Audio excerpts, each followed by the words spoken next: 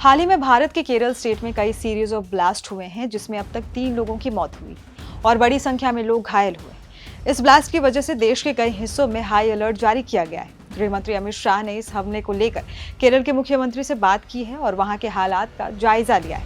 आज के इस वीडियो में हम लोग जानेंगे कि आखिर ये ब्लास्ट कहाँ हुआ है, क्यों हुआ है, किस समुदाय को इसमें टारगेट किया गया है और इस हमले का हमास कनेक्शन क्या है।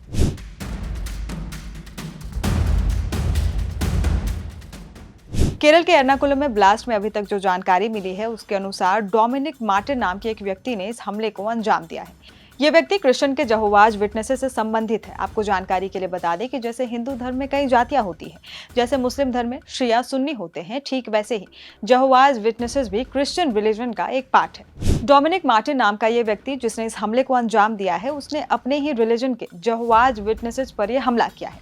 ये लोग एक जगह पर एकत्र थे। आरोपी डोमिनिक मार्टिन ने कहा है कि उसने इस हमले को इसलिए अंजाम दिया क्योंकि ये लोग उसकी विचारधारा से अलग थे।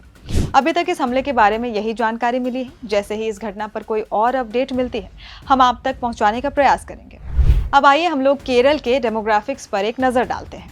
2011 जनगणना के मुताबिक केरल की पॉपुलेशन करीब 3 करोड़ 50 लाख के आसपास है, जिसमें हिंदू 54.73%, मुस्लिम 26.56% और क्रिश्चियन 18.6% हैं। बाकी बचे हुए रिलीजन को आप इस चार्ट में देख सकते हैं। अब आइए जानते हैं क्या है इस हमले का हमास कनेक्शन। हाल ही में केरल के मल्लपुरम में फिलिस्तीन के समर्थन में एक प्रो फिलिस्तीन रैली हुई थी। इस रैली में हमास के एक बड़े लीडर खालिद मशाल को आमंत्रित किया गया था और उसने इस रैली में वर्चुअल रूप में स्पीच भी दी थी। इस रैली को लेकर केरल में सियासी उठापटक भी चल रही है। केरल के बीजेपी अध्यक्ष के सुरेंद्र ने केरल की पिनरई विजयन की सरकार पर आतंकवाद को बढ़ावा देने का आरोप लगाया है।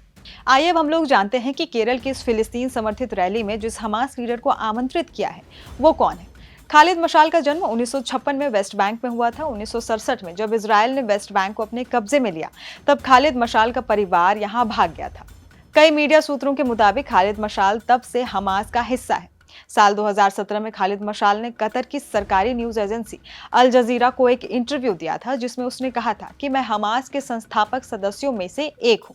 इजराइल की खुफिया एजेंसी मोसाद ने हमास के इस लीडर को कई बार मारने की कोशिश की, लेकिन असफल रहे। आज के लिए बस इतना ही। ऐसे ही तमाम खबरों को देखने के लिए आप सब्सक्राइब कीजिए दैनिक जागरण और फॉलो कीजिए हमारे व्हाट्सएप चैनल को।